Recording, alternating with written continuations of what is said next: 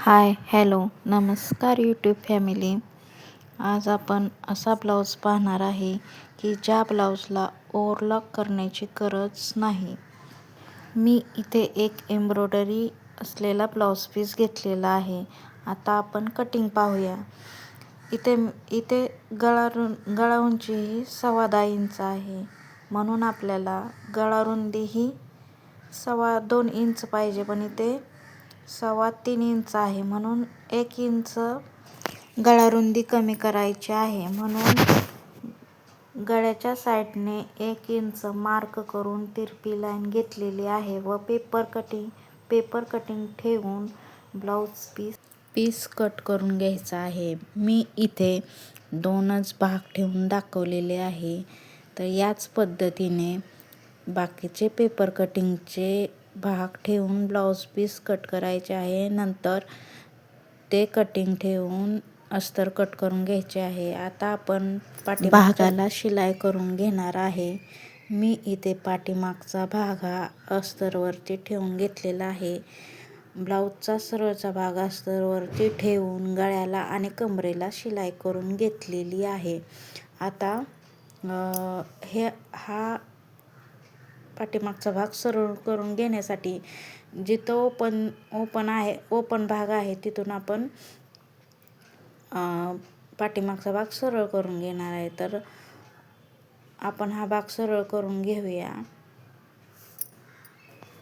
अशा पद्धतीने पाठीमागचा हा भाग सरळ करून घ्यायचा आहे. पाठीमागचा भाग सरळ करून घेतल्यानंतर आपण कमरेला दाब शिलाई करणार आहे. आपण आत्ताच गळ्याला दाब शिलाई करणार नाही. शोल्डर जोडल्यानंतर आपण गळ्याला दाब शिलाई करणार आहे, कारण आपल्याला शोल्डर पट्टीची शिलाई ही आतमध्ये घ्यायची आहे, म्हणून आपण आत्ताच गळ्याला दाब शिलाई करणार नाही. अशा पद्धतीने आपण दाब शिलाई करून घेऊया. दाब शिलाई केल्यानंतर आपण ब्लाऊजचा पुढच्या भागाची शिलाई करून घेणार आहे. पुढच्या भागाची शिलाई करून घेतल्यानंतरच आपण शोल्डर जोडणार आहे. आता आपण पुढचा भाग शिलाई करायला घेणार आहे. हा प्रिन्सेस कट ब्लाऊज असल्यामुळे मुंड्याच्या भागाने जो फिटिंगचा भाग असतो त्या साईडचा हा पुढचा भाग आहे. तर आपण तो भाग घेऊन अस्तरवरती ठेवणार आहे. जो ब्लाऊज पीसचा सरळचा भाग आहे तो अस्तरवरती ठेवलेला आहे आणि कमरेला शिलाई करून घेणार आहे. कमरेला शिलाई करून घेतल्यानंतर आपण जिथे हुक पट्टी लावतो तो भाग शिलाई करून घेणार आहे. तर आपण आता जिथे हुक पट्टी लावतो तो भाग शिलाई करायला घेऊया. तो भाग घेतल्यानंतर त्या भागाला गळ्याला शिलाई करून घ्यायची आहे व कमरेला शिलाई करून घ्यायची आहे. इथे पण आपण हा भाग अस्तरवरती ठेवताना ब्लाऊज पीसचा सरळचा भाग हा अस्तरवरती आला पाहिजे या पद्धतीने ठेवायचा आहे व अशा पद्धतीने शिलाई करून घ्यायची आहे. गळ्याला आणि कमरेला शिलाई करून झाल्यानंतर जिथे आपण गळा मार्क केलेला आहे तो गळा व्यवस्थित कट करून घ्यायचा आहे. गळा कट केल्यानंतर गळ्याच्या साईडने छोटे छोटे कट लावायचे आहेत, जेणेकरून गळ्याचा आकार व्यवस्थित गोल येईल. आता आपली कमरेला शिलाई करून झालेली आहे आणि आपण गळा कट करून गळ्याला कट लावून घेतलेले आहेत. आता आपण हा भाग सरळ करून घेऊया. जेथून शिलाई टाकली नाही तिथून आपण सरळ भाग करून घेणार आहे. या पद्धतीने सरळ भाग करून घ्यायचा आहे व भाग सरळ झाल्यानंतर गळ्याला आणि कमरेला दाब शिलाई करून घ्यायची आहे. आता याला दाब शिलाई करून घेऊया. या पद्धतीने दाब शिलाई करून घ्यायची आहे. या पद्धतीने शिलाई केली तर गळ्याला आणि कमरेला पट्टी लावायची गरज पडत नाही. आता आपण गळ्याला दाबशिलाई करून घेऊया. गळ्याला दाबशिलाई केल्यानंतर जिथे पप तयार होतो तिथे सुद्धा आपल्याला ओव्हरलॉक करायची गरज पडणार नाही. अशा पद्धतीने आपण पप जोडून घेणार आहे. त्यासाठी आपण दुसरा भाग जोडायला घेणार आहे. तो दुसरा भाग घेतल्यानंतर अशा पद्धतीने ठेवायचा आहे की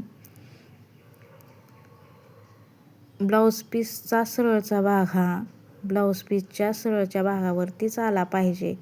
जेव्हा आपण 2 भाग जोडतो तेव्हा अशा पद्धतीने ठेवायचे आहे.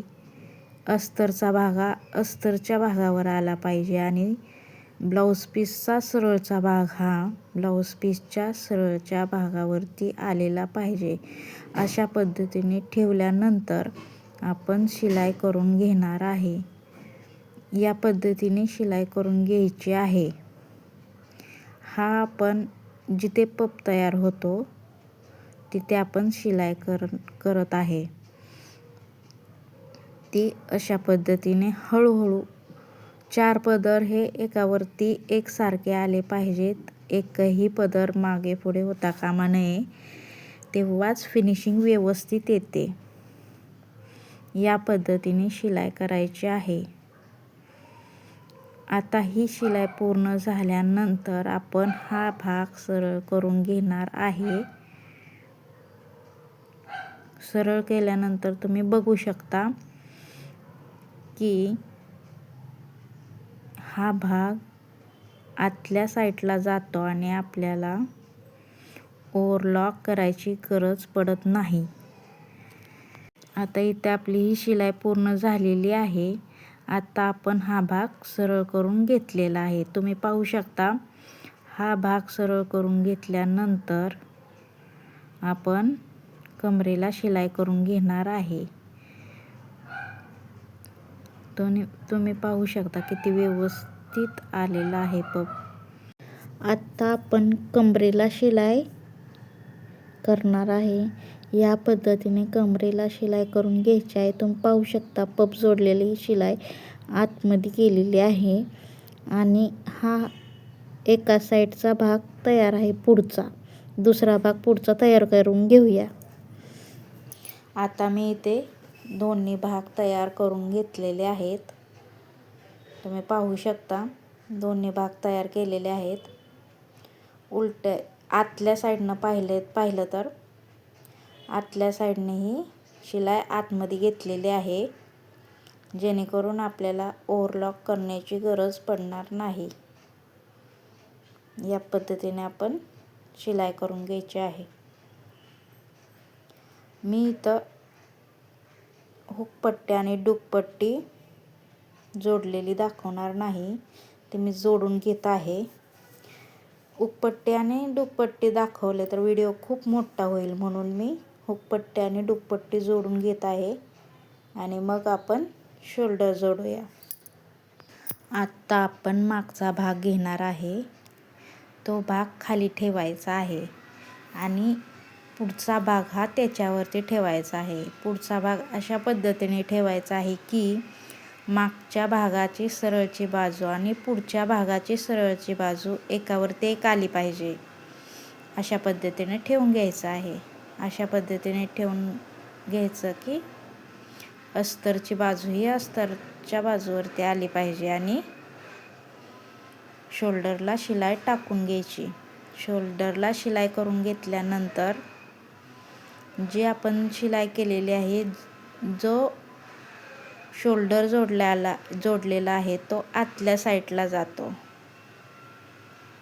या पद्धतीने शिलाई करून घ्यायची आहे. आता बाही शिलाई करून घ्यायची. अस्तरचा बाहीचा भाग हा खाली ठेवायचा आणि त्याच्यावरती ब्लाऊज पीसचा सरळचा भाग ठेवून घ्यायचा आणि जिथे दंड आहे, जो दंडघेर आहे तिथे खालच्या साईडला शिलाई टाकून घ्यायची. या पद्धतीने शिलाई टाकून घ्यायची.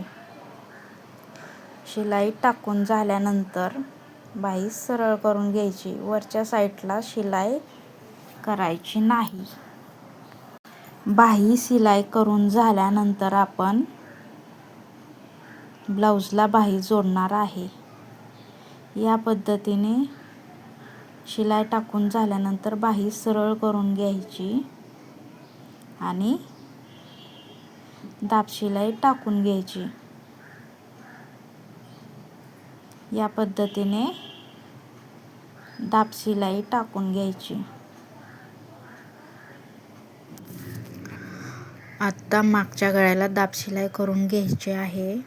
त्याच्यासाठी अस्तरचा भाग हा वरच्या साईडला आला पाहिजे या पद्धतीने ठेवून घ्यायचा आहे व गळ्याला दाब शिलाई करून घ्यायची आहे.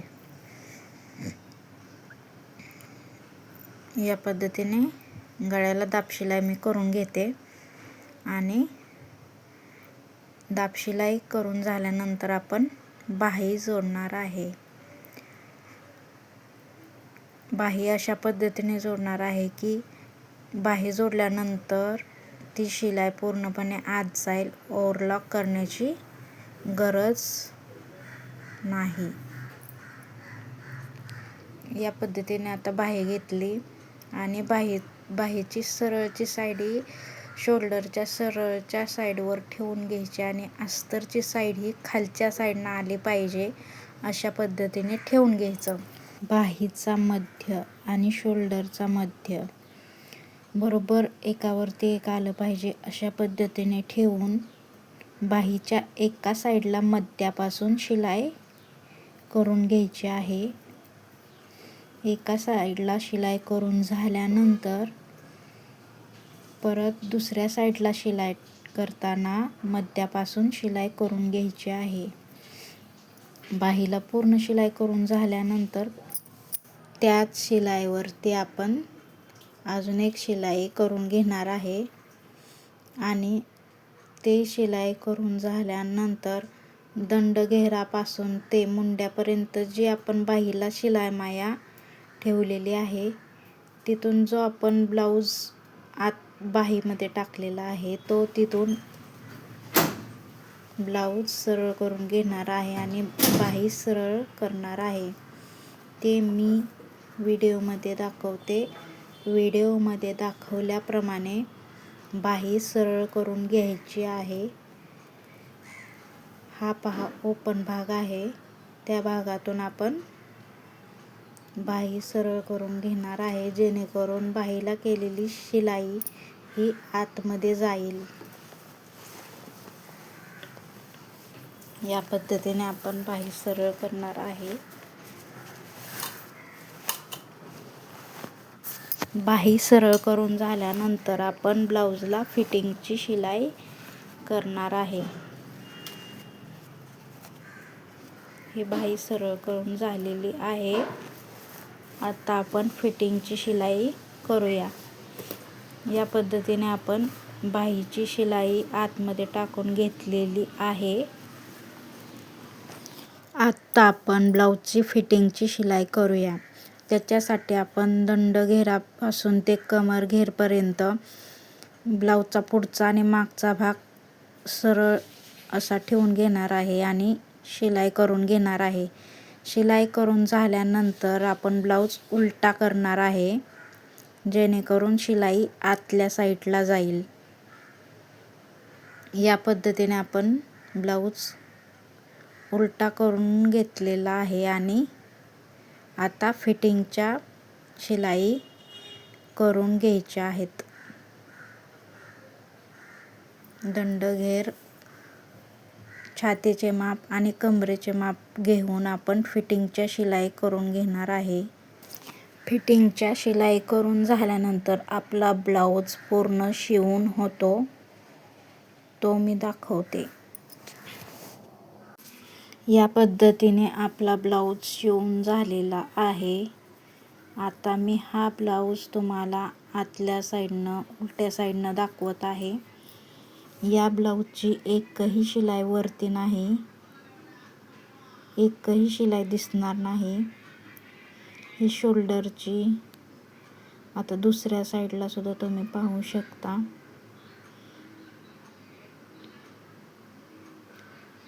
पूर्ण ब्लाऊजमध्ये एकही शिलाई आपली वरती नाही. पूर्ण ब्लाऊज हा शिलाई करून झालेला आहे. व्हिडिओ आवडला असेल तर लाईक करा, सबस्क्राईब करा. धन्यवाद.